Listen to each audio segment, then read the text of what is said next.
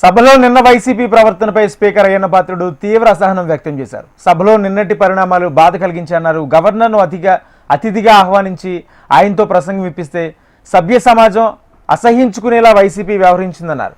సీఎంగా చేసిన వ్యక్తి సభ్యత మరిచి ప్రవర్తించారన్నారు. ప్లకార్డులు ప్రదర్శిస్తూ ప్రసంగం పుస్తకాలు చించివేస్తూ నియంత్రించాల్సింది పోయి కూర్చుని నవ్వుకుంటారంటూ జగన్ను ఉద్దేశించి మండిపడ్డారు. సీనియర్ నేత బొత్స పక్కనే ఉండి కూడా జగన్ చేసేది తప్పని చెప్పకపోవడం సరికాదన్నారు. నిన్నటి వైసీపీ తీరును ప్రతి ఒక్కరూ ఖండించాలని అన్నారు స్పీకర్ అయ్యన్న పాత్రుడు. నిన్న సభలో జరిగినట్టు సంఘటన మీ అందరూ చూశారు. నాకైతే చాలా బాధ అనిపించింది. ప్రజాస్వామ్యంలో మన రాష్ట్రంలో ఉన్నతమైన సభ ఈ సభ. ఆ సభకి ప్రసంగించడం కోసం ముఖ్య అతిథిగా గవర్నర్ గారిని అతిథిగా మనం ఆహ్వానించుకున్నాం. అతన్ని గౌరవించవలసిన బాధ్యత అందరూ సభ్యులందరూ ఉంది, మీ అందరికీ తెలిసిన విషయమే. అటువంటి గవర్నర్ గారు ఉపన్యాసం చేస్తున్నప్పుడు నిన్న జరిగిన సంఘటన సభ్య సమాజం సిగ్గుపడవలసిన విషయం నేను భావిస్తున్నాను. నిన్న జరిగిన సంఘటన మీరు కళ్ళారా చూశారు, మీరు అందరూ కూడా, మీరే కాదు ప్రజలందరూ చూశారు. ఒక ముఖ్యమంత్రిగా పనిచేసిన వ్యక్తి, ఒక పార్టీకి అధ్యక్షుడిగా ఉన్న వ్యక్తి, పార్లమెంటు మెంబర్గా కూడా పనిచేసిన వ్యక్తి సభ్యత మర్చిపోయి ఆ విధంగా ప్రవర్తిస్తే కనీసం కూర్చొని చూస్తూ నవ్వుకుంటున్నాడు తప్పించి వాళ్ళ సభ్యుల్ని కంట్రోల్ చేసే పరిస్థితి ఎక్కడ కనిపించదండి మనకి.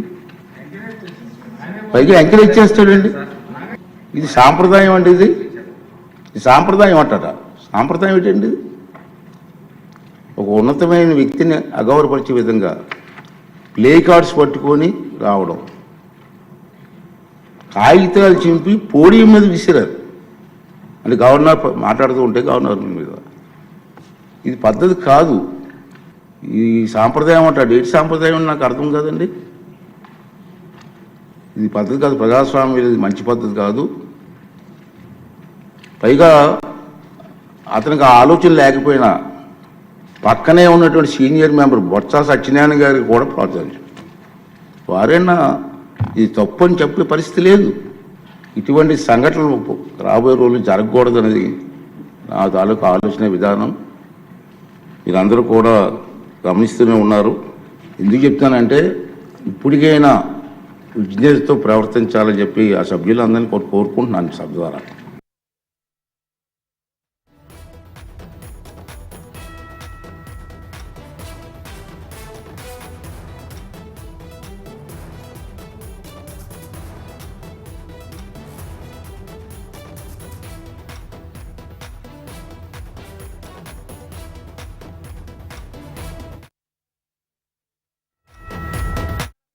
మార్పులపై కాంగ్రెస్ పార్టీ నాయకత్వం దృష్టి పెట్టింది. ఈ నేపథ్యంలో ఈ నెల 28న టీపీసీసీ కీలక సమావేశం నిర్వహించనుంది.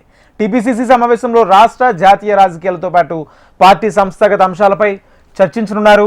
ఉదయం 11 గంటలకు టీపీసీసీ చీఫ్ మహేష్ కుమార్ గౌడ్ అధ్యక్షతన జరగనున్న ఈ సమావేశానికి Telangana incharge Meenakshi Natarajan, CM Revanth, deputy CM Bhatti, AICC కార్యదర్శులు విశ్వనాథన్ హాజరవుతారు.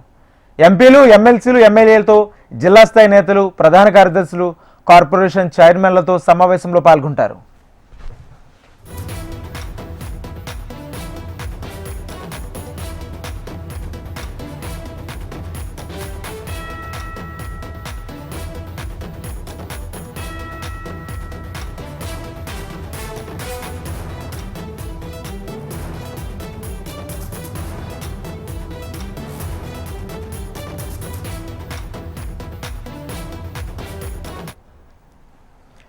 తెలంగాణ సంస్థాగత మార్పులపై కాంగ్రెస్ రాష్ట్ర నాయకత్వం దృష్టి పెట్టింది. ఈ నేపథ్యంలో ఈ నెల 28న టీపీసీసీ కీలక సమావేశం నిర్వహించనుంది. టీపీసీసీ సమావేశంలో రాష్ట్ర జాతీయ రాజకీయాలతో పాటు పార్టీ సంస్థాగత అంశాలపై చర్చించనున్నారు. ఉదయం 11 గంటలకు టీపీసీసీ చీఫ్ మహేష్ కుమార్ గౌడ్ అధ్యక్షతన జరగనున్న ఈ సమావేశానికి Telangana incharge Meenakshi Natarajan, CM Revanth, deputy CM Bhatti, AICC కార్యదర్శులు, ఎంపీలు, ఎమ్మెల్సీలు, ఎమ్మెల్యేలతో పాటు జిల్లా స్థాయి నేతలు, ప్రధాన కార్యదర్శులు, కార్పొరేషన్ చైర్మన్లు కూడా ఈ సమావేశంలో పాల్గొంటారు. రైట్, ఇదే అంశానికి సంబంధించి పూర్తి సమాచారం మా ప్రతినిధి ప్రేమ్ అందిస్తారు. ప్రేమ్. మహేంద్ర, ఇప్పటికే మీనాక్షి నటరాజన్ కొత్తగా వచ్చినటువంటి ఇన్ఛార్జ్ పరిచయ కార్యక్రమం రీసెంట్ గా మొన్న ఆదివారం రోజు నిర్వహించాల్సి ఉండే. కానీ ఒకవైపు రాష్ట్ర వ్యాప్తంగా కూడా జరిగేటువంటి 2 టీచర్ ఎమ్మెల్సీలు, ఒక గ్రాడ్యుయేట్ ఎమ్మెల్సీకి సంబంధించినటువంటి హడావుడి ఉన్న నేపథ్యంలో ఈ పరిచయ కార్యక్రమాన్ని వాయిదా వేస్తుంది టీపీసీసీ. ఇప్పుడు 27కు ఎమ్మెల్సీలకు సంబంధించినటువంటి అంతా ముగుస్తుంది. ఇక 28వ తేదీ గాంధీ భవన్ లో టీపీసీసీ విస్తృత స్థాయి సమావేశాన్ని ఏర్పాటు చేసింది. టీపీసీసీ చీఫ్ మహేష్ కుమార్ గౌడ్ అధ్యక్షతన ఈ సమావేశం జరగబోతుంది. కొత్తగా ఇన్ఛార్జ్ గా బాధ్యతలు కూడా మీనాక్షి నటరాజన్ తీసుకుంటారు. ఆ బాధ్యతలు దిలీప్ దాస్ మున్షి నుంచి మీనాక్షి నటరాజన్ తీసుకున్న తర్వాత రాష్ట్ర వ్యాప్తంగా దేశవ్యాప్తంగా ఉన్నటువంటి రాజకీయ పరిణామాలన్నిటిపై కూడా ఈ సమావేశంలో చర్చిస్తారు. ఇంకోటి 1-to-1 కూడా సీనియర్ నేతలతో మాట్లాడే అవకాశం ఉన్నట్టుగా కూడా కొంత సమాచారం అయితే అందుతుంది. ఇప్పుడు ఈ సమావేశంలో రాష్ట్రంలో ఉన్నటువంటి అయితే ప్రభుత్వం ఏర్పడ్డ తర్వాత సంవత్సరం మీద 3 నెలల్లో ప్రభుత్వం అమలు చేసినటువంటి అభివృద్ధి కార్యక్రమాలతో పాటుగా ఎన్నికల ముందు కాంగ్రెస్ పార్టీ ఇచ్చినటువంటి ఎన్నికల హామీలను కూడా ఒకసారి గుర్తు చేసుకొని ఎప్పుడెప్పుడు ఏ హామీలు అమలు చేయబోతాం అనేది కూడా ఈ సమావేశంలో చర్చించే అవకాశం ఉంది. ముఖ్యంగా సంవత్సర కాలంగా కాంగ్రెస్ ప్రభుత్వం ఏర్పడ్డ తర్వాత ఒక దఫా ఇప్పటికే కార్పొరేషన్ చైర్మన్లు అయ్యాయి, ఒక దఫా మంత్రివర్గ విస్తరణ కూడా అయిపోయింది. 2వ దఫకు సంబంధించినటువంటి కార్పొరేషన్ చైర్మన్లు కానీ మరొక వైపు మంత్రివర్గ విస్తరణ, ఈ 2 అంశాలు కూడా పెండింగ్ లో ఉన్నాయి. టీపీసీసీ చీఫ్ గా మహేష్ కుమార్ గౌడ్ అయిన తర్వాత వచ్చేటువంటి కార్యవర్గానికి సంబంధించినటువంటి విస్తరణ కూడా ఇప్పటి వరకు జరగలేదు. ఈ 3 అంశాలపై కూడా ప్రధానంగా చర్చిస్తారు. ముఖ్య నాయకులకు సంబంధించినటువంటి ఒపీనియన్ కూడా తీసుకోబోతున్నారు. ఇప్పటికే కార్పొరేషన్ల చైర్మన్లకు సంబంధించి దీప్ దాస్ నుంచి ఇచ్చినటువంటి లిస్ట్ కానీ, మంత్రివర్గ విస్తరణకు సంబంధించినటువంటి లిస్ట్ కానీ, మరొకటి ఈ పదవుల విస్తరణ ఏదైతే టీపీసీసీ విస్తరణకు సంబంధించినటువంటి అంశాలు, ఈ 3 అంశాలపై కూడా మీనాక్షి నటరాజన్ ఏదైతే దీప్ దాస్ నుంచి టీపీసీసీ చీఫ్ ఇచ్చినటువంటి పేర్లు, మంత్రివర్గ విస్తరణకు సంబంధించినటువంటి రేవంత్ రెడ్డి ఇచ్చినటువంటి పేర్లు, వీటన్నిటిపై మీనాక్షి నటరాజన్ ఇప్పటికి ఒక ఫైల్ కూడా తయారు చేస్తున్నటువంటి ఎవరు కార్పొరేషన్ చైర్మన్, ఎప్పటి నుంచి పనిచేస్తున్నారు, వారు పార్టీకి చేసినటువంటి కార్యక్రమాలు ఏంటి అనేది కూడా ఒక బయోడేటా స్థానికంగా గతంలో ఆమె ఇక్కడ పాదయాత్ర కూడా చేసినటువంటి అనుభవం కూడా మీనాక్షి నటరాజన్కి ఉన్నది కాబట్టి అప్పుడు ఉన్నటువంటి సీనియర్ నాయకులతో ఉన్న సత్సంబంధాలను ఉపయోగించుకొని ఈ లీస్ట్లలో ఉన్నటువంటి పేర్లు అన్నిటిపై కూడా ఒక బయోడేటా సేకరించినట్టుగా కొంత సమాచారం అయితే అందుతుంది. ఆ బయోడేటానే ఎవరెవరు అర్హులు ఎవరెవరు అనర్హులు అనేది కూడా ప్రకటించి మళ్ళొకసారి ఆ లిస్ట్ ను కూడా ఏఐసీసీకి పంపి ఈ సమావేశం తర్వాత ఒక వారం నుంచి 10 రోజుల లోపు మళ్ళీ మంత్రివర్గ విస్తరణకు సంబంధించినటువంటి అంశం కానీ, కార్పొరేషన్ చైర్మన్లు, నామినేటెడ్ పదవులు, వీటన్నిటిపై కూడా మీనాక్షి నటరాజన్ మీటింగ్ తర్వాత ఒక స్పష్టమైనగా ఒక క్లారిటీ అయితే వచ్చే అవకాశం అయితే ఉంది. Rajendra, thank you Prem.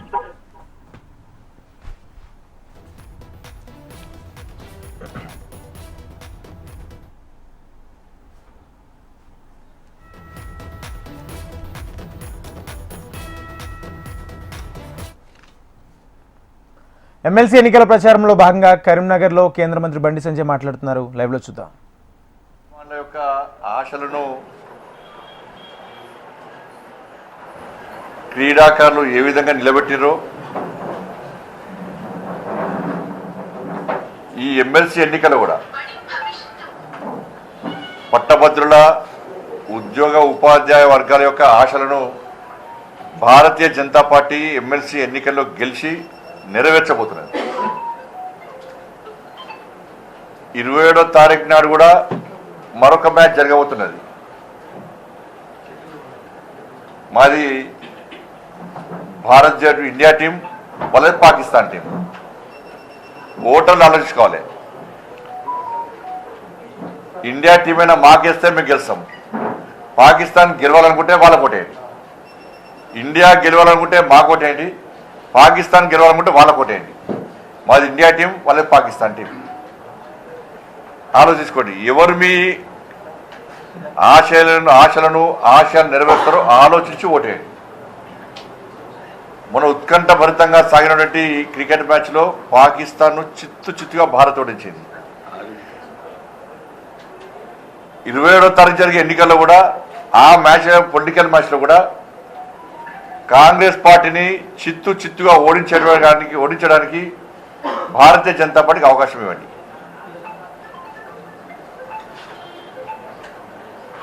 ఎందుకంటే నిన్న ముఖ్యమంత్రి గారు ఇంతవరకు నాకు తెలిసి రాష్ట్రంలో ఎమ్మెల్సీ ఎన్నికల్లో ఏ ముఖ్యమంత్రి పాల్గొనలేదు.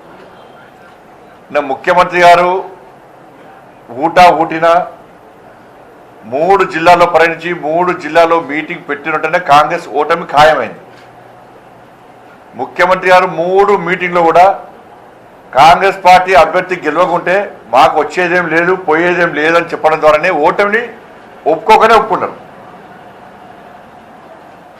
నిన్న వాస్తవంగా ఆ మీటింగ్ చూస్తే ఆల్ ఫోర్స్ యాన్యువల్ డేలకే అనిపించింది నాకు.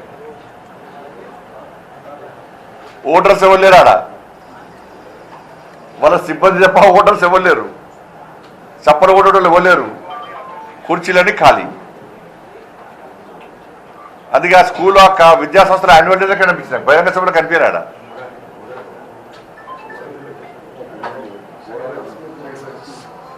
ఇవాళ అనేక విషయాలను ముఖ్యమంత్రి గారు ప్రస్తావించారు.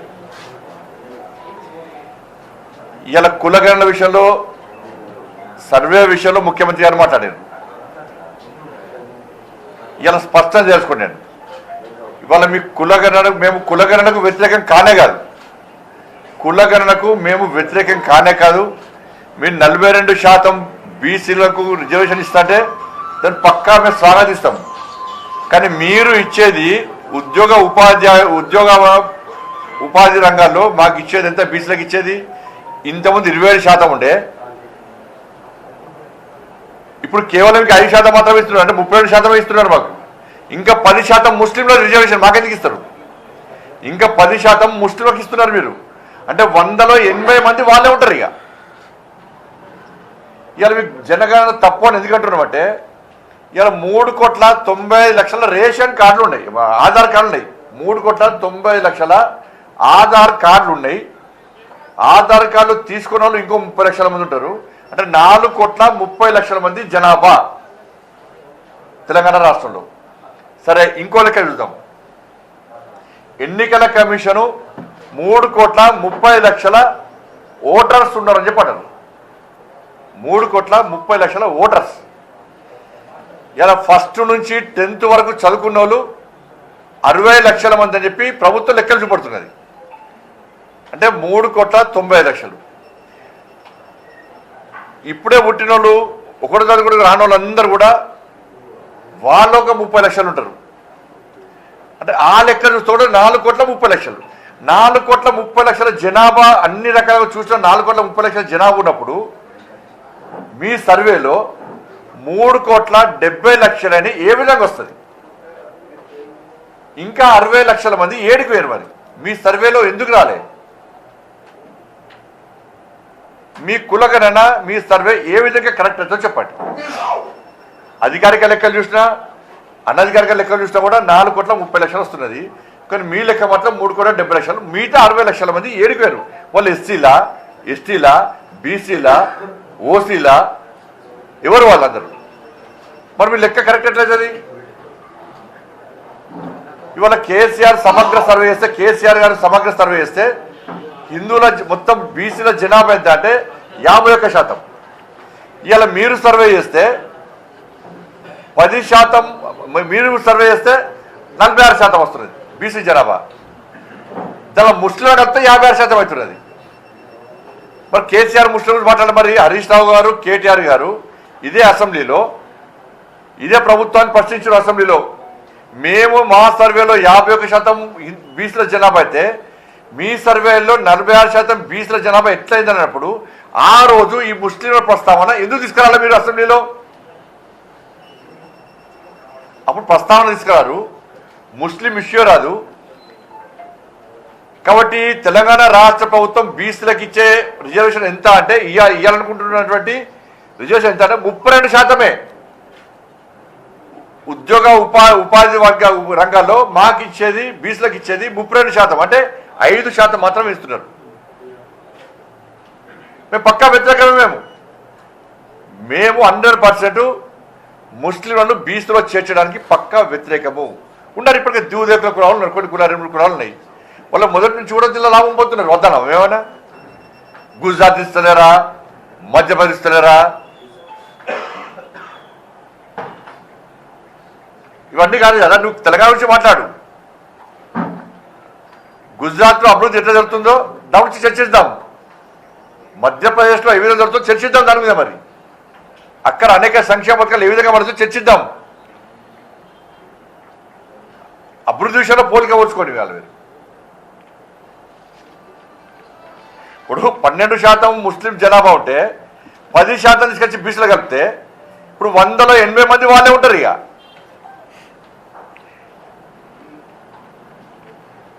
ఇక ఫోన్ ట్యాపింగ్ కేసు, ఈ కేసు కేంద్రం అరెస్ట్ చేస్తారంటే విచారణ చేసేది రాష్ట్ర ప్రభుత్వం. లా అండ్ ఆర్డర్ ఎవరి కంట్రోల్ ఉంటుంది? రాష్ట్ర ప్రభుత్వం కంట్రోల్లో లా అండ్ ఆర్డర్ ఉంటుంది. అరెస్టులు చేయాలని మీరు వేయాలి, విచారణ చేయాలని మీరు వేయాలి. మీకు చేత అయితే లేదు, చేత అయినప్పుడు ఏం చేయాలి? సిబిఐకి ఇవ్వమని చెప్పి కోరాలి. సిబిఐకి ఇవ్వమని కోరితే మేము అరెస్ట్ చేస్తాం, మేము విచారణ చెప్తాం మీతో కానప్పుడు. అనేక కేసులు వేస్తామని మేము కోర్టులో. మరి చింతల రామచంద్ర రెడ్డి గారే ఫోన్ ట్యాపింగ్ కేసులో సిబిఐకి ఇవ్వాలని చెప్పి కోర్టులో పిటిషన్ ఇస్తే అడ్వకేట్ జనరల్ వ్యతిరేకిస్తున్నారు, ప్రభుత్వం వ్యతిరేకిస్తున్నారు సిబిఐకి ఇవ్వడానికి.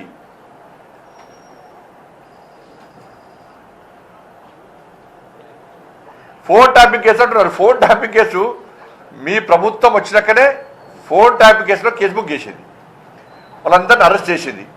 అరెస్ట్ చేసే సమయంలో వాళ్ళు స్టేట్మెంట్ ఇచ్చారు. ఏమని ఇచ్చారు? పెద్ద ఆయన చెప్తేనే మేము ఫోన్ ట్యాపింగ్ చేస్తామని చెప్పి క్లారిటీగా కేసీఆర్ పేరు చెప్పకనే చెప్పారు. కేసీఆర్కి ఒక్క నోటీస్ ఇవ్వలే, ఒక్క నోటీస్ ఇవ్వలే కేసీఆర్కి ఇంతవరకు. కేసీఆర్ కొడుకు ఒక నోటీస్ ఇవ్వలే, ఒక్క నోటీసు. అరే వాళ్ళ స్టేట్మెంట్ రికార్డ్ చేసిర్రు, ముఖ్యమంత్రి గారు చెప్పారు, కేసీఆర్ పేరు చెప్పిర్రు అని చెప్పినప్పుడు మరి కేసీఆర్ గారికి ఒక్క నోటీస్ ఎందుకు వెళ్ళేంత వరకు? ప్రభాకర్ రావు గారు పారిపోయారు, శ్రవణ్ గారు పారిపోయారు. ఎవరు ఎవరు ఎవరు ఆయన పారిపోయారు? మీ ప్రభుత్వం ఏర్పడగానే మీ చేతిలో మీ కళ్ళ మీద పారిపోయారు కదా. పారిపోయే అవకాశం ఇచ్చింది ఎవరు? కాంగ్రెస్ పార్టీ ప్రభుత్వమే. ప్రభాకర్ రావు గారు కానీ శ్రవణ్ కానీ పారిపోయే అవకాశం ఇచ్చింది మీ ప్రభుత్వమే. మీ హయాంలోనే పారిపోయారు. మీరు పారిపోయే విధంగా సహకరిస్తారు, మేము పట్టుకురావన్నా ఈ సిబిఐకి పట్టుకొస్తాం. సిబిఐకి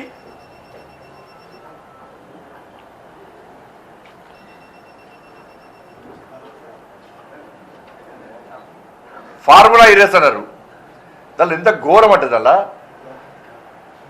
కేసీఆర్ కొడుకు ఢిల్లీ హైకోర్టు వేడు, హైకోర్టు విచారణ చేసుకోవచ్చు అన్నది. సుప్రీంకోర్టు వేడు, విచారణ చేసుకోవచ్చు అన్నది. కనీసం నోటీస్ ఇస్తలేరు. ఆయన తప్పు లేదే, ఆయన ఇన్వాల్వ్మెంట్ లేదే కోర్టుకు వేడు. ఆయనే సాక్షాత్తు రాష్ట్ర ముఖ్యమంత్రి గారు, మంత్రులు అందరూ అన్నారు కేసీఆర్ కొడుకు ప్రమేయం ఉంది దీనిలో అని చెప్పని. దీనిలో గమ్మత్తైన విషయం ఏంటంటే ఎవరైతే ఆర్గనైజర్ ఉన్నారో ఫార్ములా ఏరియా సంబంధించి అసలు ఆర్గనైజర్నే అక్యూజ్గా చేర్చలే. ఆర్గనైజర్ ఎవరైతే ఉన్నారో ఆర్గనైజర్నే అసలు అక్యూజ్గా చేర్చలే. కానీ విచారణ ఎడిపోతుంది? సుప్రీంకోర్టు ఇచ్చే, హైకోర్టు ఇచ్చే. మరి కేసీఆర్ కొడుకు ఎందుకు నోటీస్ ఇస్తలేవు? నువ్వు కనీసం నోటీస్ ఎందుకు ఇస్తావు? ఈ అరెస్ట్ ఎందుకు నోటీస్ ఇస్తలేవు? ఇలా విద్యుత్ కొనుగోలు విషయంలో, విద్యుత్ కొనుగోలు విషయంలో అక్రమాలు జరిగాయని చెప్పి లోకూర్ కమిషన్ వేసినావు. నువ్వు నరసింహారెడ్డి గారు ఉంటే మార్చినావు, లోకూర్ కమిషన్ వేసినావు. ఆ కమిషన్ రిపోర్ట్ ఇచ్చి 3 నెలల ఇప్పటికి 3 నెలల కమిషన్ రిపోర్ట్ ఇచ్చి ఎందుకు బయట పెడతలేరు?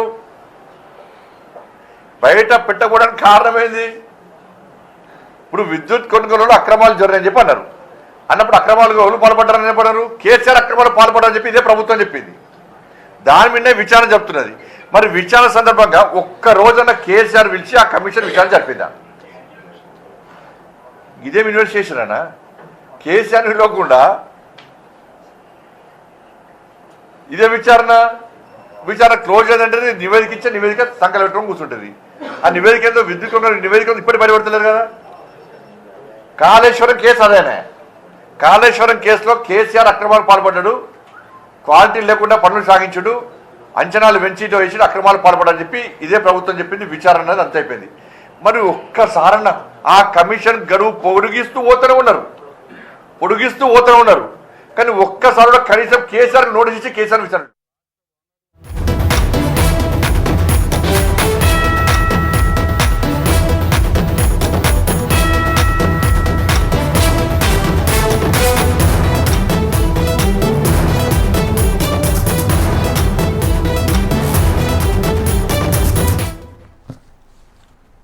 ఎస్ఎల్బిసి టన్నెల్ దగ్గర రెస్క్యూ ఆపరేషన్ కొనసాగుతుంది. NDRF, SDRF, army, Singareni, navy, disaster team, Hydraa బృందాలు ఈ సహాయక కార్యక్రమంలో పాల్గొన్నాయి. అయితే సొరంగం లోపల 200 మీటర్ల వరకు మట్టి శిథిలాలు పేరుకుపోయాయి.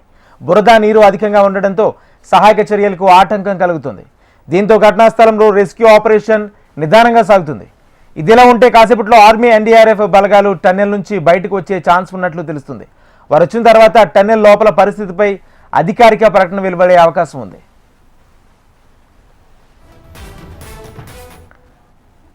సొరంగంలో చిక్కుకున్న 8 మందిని కాపాడేందుకు నిరంతరంగా శ్రమిస్తున్నారు సహాయక సిబ్బంది. ఇప్పటి వరకు రెస్క్యూ టీమ్స్ చేపట్టిన 5 ప్రయత్నాలు విఫలమయ్యాయి. రెస్క్యూ విషయంలో సమస్య మరింత జటిలంగా మారుతుంది. ప్రమాద స్థలం దగ్గరకు వెళ్లేందుకు సహాయక సిబ్బంది చేస్తున్న ప్రయత్నాలన్నీ అడ్డంకులుగా కారణంగా విఫలమవుతున్నాయి.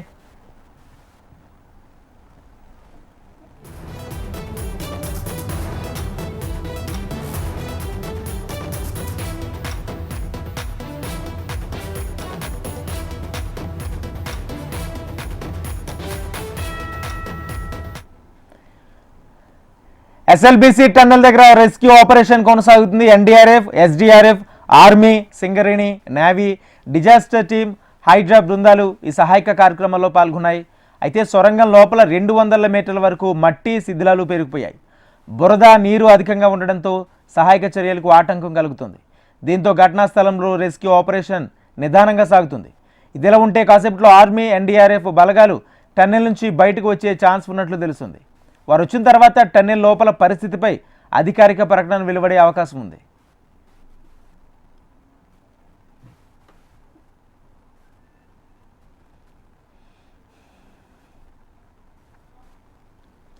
సొరంగంలో చిక్కుకున్న 8 మందిని కాపాడేందుకు నిరంతరంగా శ్రమిస్తున్నారు. ఇప్పటి వరకు రెస్క్యూ టీమ్స్ చేపట్టిన 5 ప్రయత్నాలు విఫలమయ్యాయి. రెస్క్యూ విషయంలో సమస్య మరింత జటిలంగా మారుతుంది. ప్రమాద స్థలం దగ్గరకు వెళ్లేందుకు సహాయక సిబ్బంది చేస్తున్న ప్రయత్నాలన్నీ అడ్డంకుల కారణంగా విఫలమవుతున్నాయి.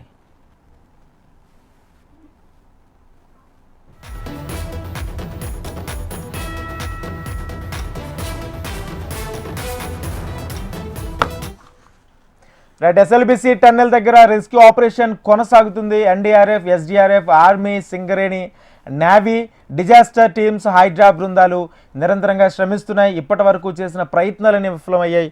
ఇక ఇదే అంశానికి సంబంధించి ఎస్ఎల్బిసి టన్నెల్ వద్ద నుంచి పూర్తి సమాచారం మా ప్రతినిధి నరేంద్రచారి అందిస్తారు. చారి, అక్కడ పరిస్థితి ఏంటి? ఎందుకు అంటే గడిచిన 2 రోజుల నుంచి కూడా నిరంతరంగా శ్రమిస్తున్నా ఎక్కడ ఒక్క అవకాశం కూడా దొరకపోవడానికి కారణం ఏంటి? తాజా అప్డేట్ ఏంటి? ఇప్పుడు ప్రస్తుతం అక్కడ సిచ్యువేషన్ ఏంటి?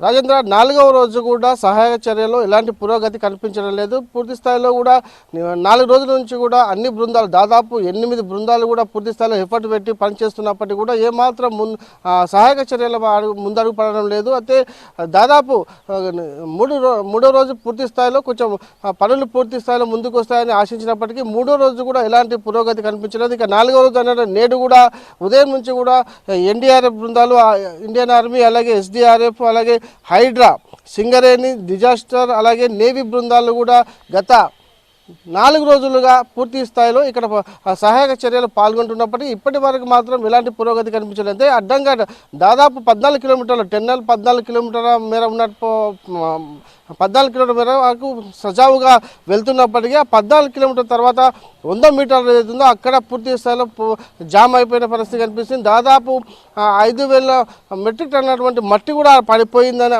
అంచనాకు వస్తున్న పరిస్థితి కనిపిస్తుంది.